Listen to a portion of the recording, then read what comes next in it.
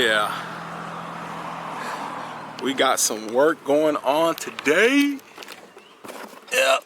Need my bucket. S&S. Yeah, we had to do the improvised bucket setup. What are you doing right now, Flo? Taking things apart. We got a little CP3, CP4 action going on right now. That's what I'm talking about. What's up? Welcome back to the channel, you guys. Hope you're having a good day. I know it's been easily over a month and a half since I've uploaded another video. I know I had a live stream last Saturday or Friday, but this is the first video officially that I'm back, and we are doing some cool stuff. Today we are doing a CP4 to CP3 conversion on the 19 to 20 6.7 Cummins. All right, you guys. So right now we got my boy's Flo's truck out here. Now this truck was on the channel before. We did a 5-inch rough country lift on it, still looking good. And we did the deletes with tunes on it. Things running like a champ. Now we're about to solidify the reliability of the truck by getting rid of the reputable CP4, or not reputable, but unreputable CP4, and putting a reputable CP3 in it. Long story short, y'all, if you don't know why you would do this, basically the CP4 is really bad in terms of longevity and reliability, because what'll happen is your injection pump, which is down there on a Cummins, 6.7 Cummins, if you didn't know, that is a CP4 injection pump. What'll happen is that pump will pretty much shred itself internally and send metal shards to your injectors. And if metal shards go to your injectors, you're pretty much going to smoke all of your injectors. It's an extremely expensive repair. Doing a CP3 conversion is probably the best assurance you can get in conjunction with a lift pump, which Flo does plan on doing. I think he wants to do an air dog. Another thing too is that Ram actually went back to the CP3s for the 2021 models. We're kind of blessed in terms of Ram owners, because GM and Ford have been dealing with that issue going back to like 2011 with the LML, Duramax, and even the Power Stroke. Early Power 6.7 Power Strokes had that problem. All right, so right now S&S, y'all know they provide quality stuff. So right now I'm legitimately just following the steps. Disclaimer: never done this before, so you know if it seems a little spotty or things are sporadic, it's just because it's the first time we're doing this. But I do intend to make a step-by-step, or as much as I can, in terms of how to do it. Obviously we don't want to be out here all day doing this. So with that being said, y'all, if you can, like, comment, subscribe. It's been a long time since I made a video, so we got to get the views up, we got to get the likes up. That way YouTube can be like, hey, he's back on the market, you know what I'm saying? So thank you guys so much for checking it out, and I'm gonna get back with y'all. So real quick, another thing I forgot to tell y'all, the only thing we did so far is basic stuff. Disconnect your negative cables on your battery. So disconnect your battery cables, remove the intake horn. Very simple, nothing crazy. Other than that, right now all we've done so far is Flo went ahead and removed the injection lines on the CP3, so the inlet and the return lines. And then we also went ahead and removed, get up in there, see if we can get in there. There's a nut, that stud right there. There's a stud right there. We removed the nut off that stud, because what's going to happen is we're going to end up putting a plug on, I believe it's this return line, that line right there. Okay, so once I do that, I'm going to get back with y'all and show y'all what we did. All right, next thing you want to go ahead and do is remove the, so I was mistaken, I thought we were just removing this side of the injection lines, but you're going to completely remove these injection lines, because you're going to have new style injection lines that will be going to the CP3. So right now Flo's just taking off a 10 mil bolt that holds to the intake plenum for it, and then we're going to go back there with a 19 mil wrench to loosen that B nut back there. We already took off one of the fuel lines. I don't know where it's at, but oh, that was a socket. But yeah, so far I read through the entire instruction, you guys, and it's really not that complicated. If you're ever taking off an injection pump, you're pretty much doing that and just adding, you know, 1 or 2 adapters to it. I mean, I'll show you guys over here. This is everything in the the swap setup. You got an adapter plate, this adapter bracket, looks like some sort of fuel line, and then another fuel line, and then you have a pigtail adapter harness, and that's really it. And then provided bolts, and this is it. So it's not a super crazy job, so I say that, you know, knock on wood, but everything looks to seem pretty straightforward. And this is also a no tuning required kit. S&S made this so you can just swap it, crank her up, and you'll be driving, no tuning needed. So yes, you can do this on stock trucks, if that's your question. So once we get those lines off, we'll go ahead and install this B nut plug on the fuel, or I believe on one of those lines. I'm gonna find out though. All right, guys, back again. Update. So long story short, where are we at?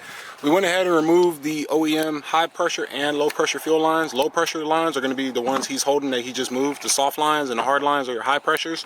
You're going to remove both return and, let me zoom out. You're going to remove both return and supply line, high pressure, and then low pressure supply and return. And then back there on the back of the rail, S&S provides a plug. That plug right there, you're going to plug that and torque it down to 40 foot-pounds.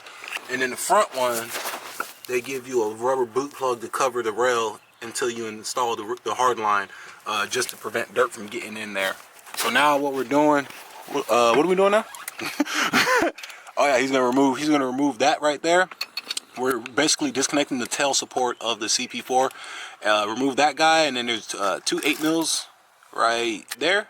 You see one of them there. We're going to remove those 2 8-mils off, and that's going to release the tail support for the back of the injection pump. And then after that, injection pump's coming out. I think it's 3 13-mil nuts that holds it on. But this is very simple, you guys. S&S provides excellent instructions. Shout out to S&S for the high quality instructions and color pictures. Y'all don't know how much I love color pictures, because there's some companies that don't provide color pictures with their instructions, but it's a big difference, big game changer. So this is very easy, you guys.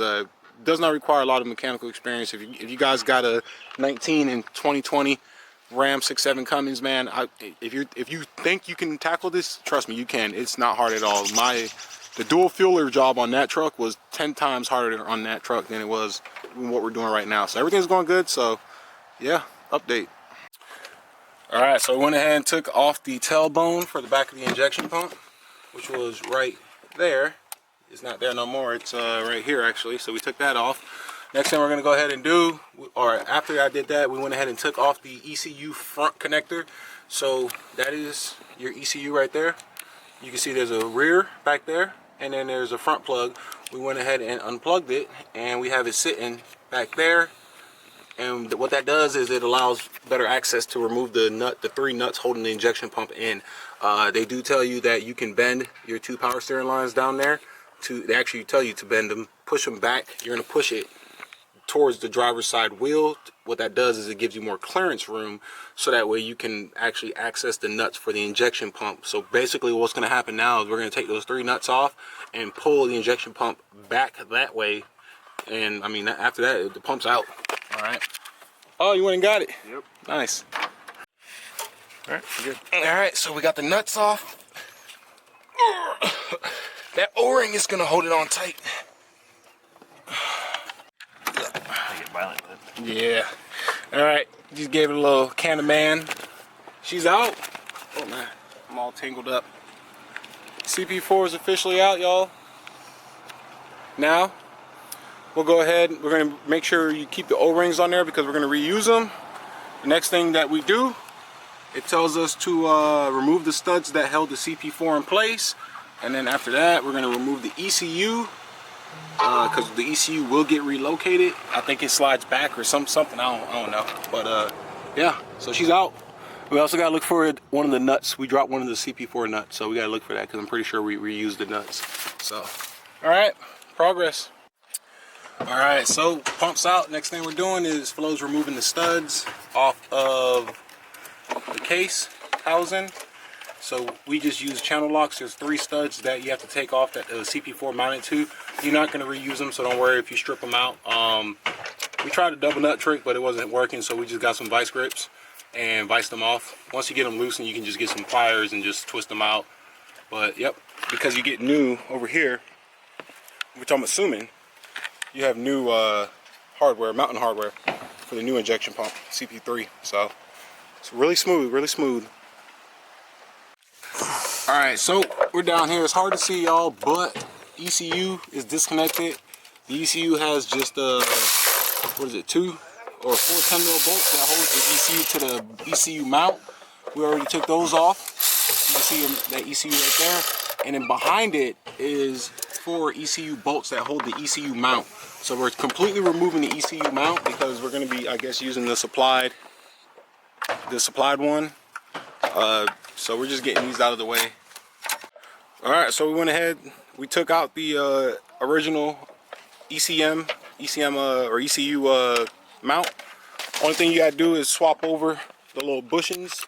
So those 4 holes, there's little white rubber bushings. You just swap them over into the identical position. Nothing crazy. So we got the new mount set up. You can see he's lining them up right now.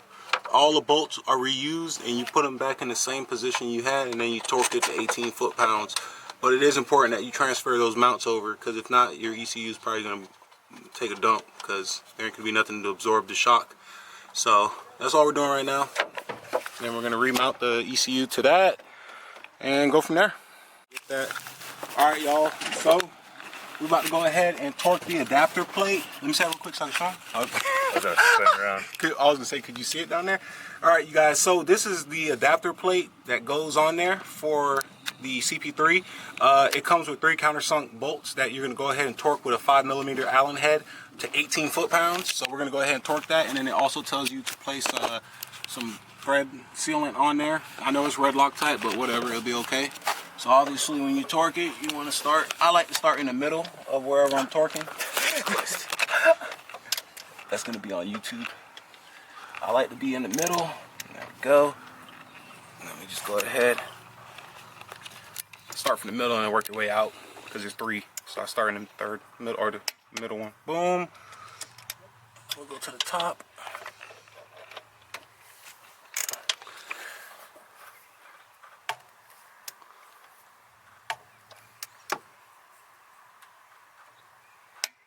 Okay.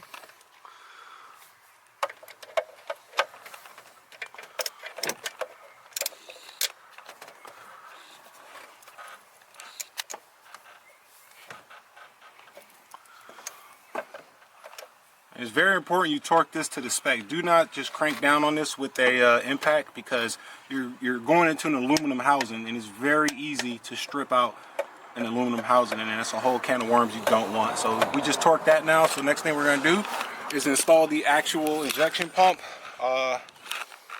Yeah, it's over there. Yep, we got to put some lube on the O-rings and get her installed, and then we'll be rocking and rolling, reconnecting fuel lines and stuff. So we'll get back with y'all in a second.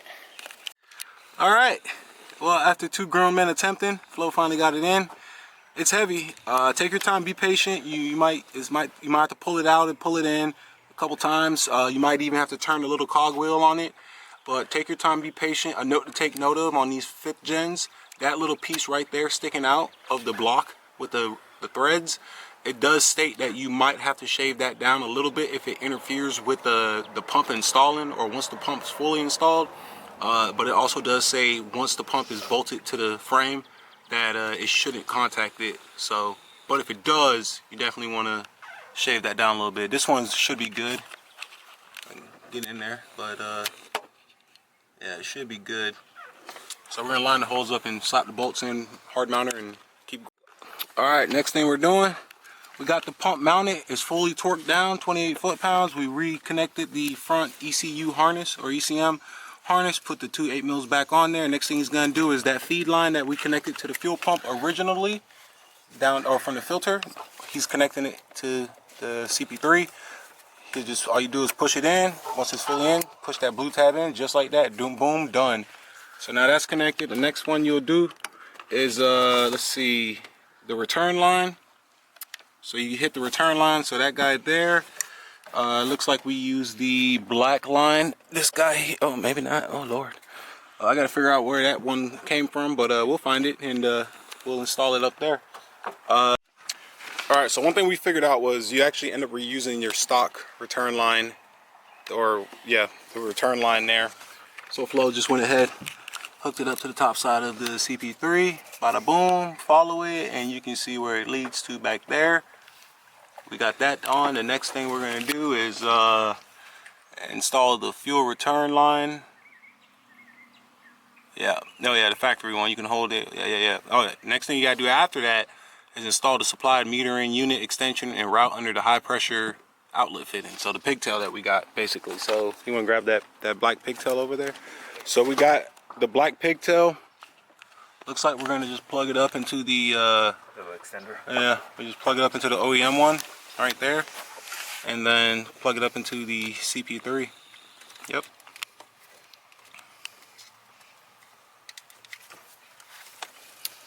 And then old Johnny boy just plugs in right there. Yeah, it might go the other way. Yeah. Yep. Yeah, shit. Alright, you guys, so everything, the pump is officially installed now, torqued down, all that good stuff. All the lines are connected to it.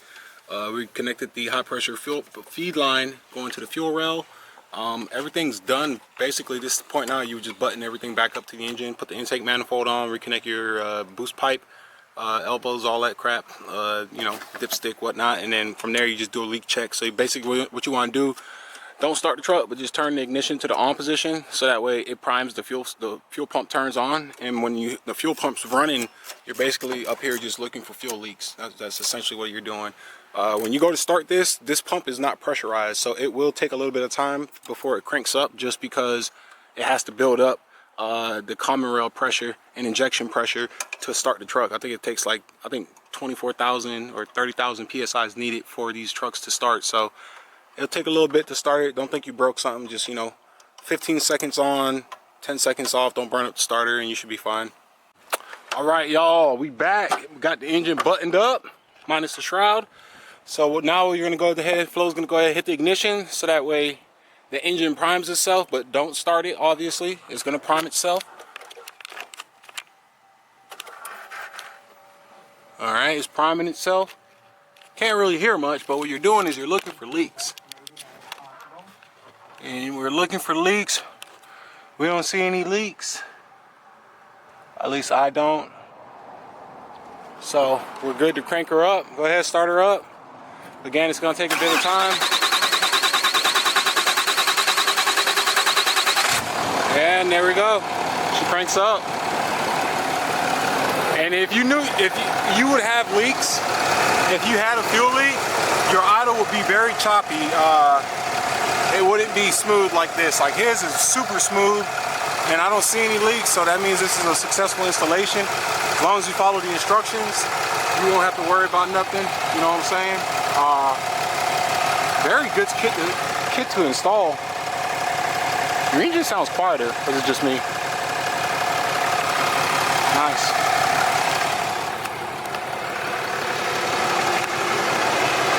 Hell yeah, dry to the bone. First time doing a CP3 conversion on these 6.7 Cummins. Pretty easy. I mean, if you've ever changed a CP3 on these trucks, like to a bigger one, a stroker pump, yeah boy, hell yeah, Superfly. I'm telling y'all, you guys, this kit was super simple to install. If you are going to be doing the conversion kit, I highly recommend you get the S&S kit. I didn't pay for this. It's not sponsored. Flo paid like $2,800 for it. He's like grinning behind me. He paid like $2,800. Very, very good kit. S&S did like beautiful work when they made this. Very simple.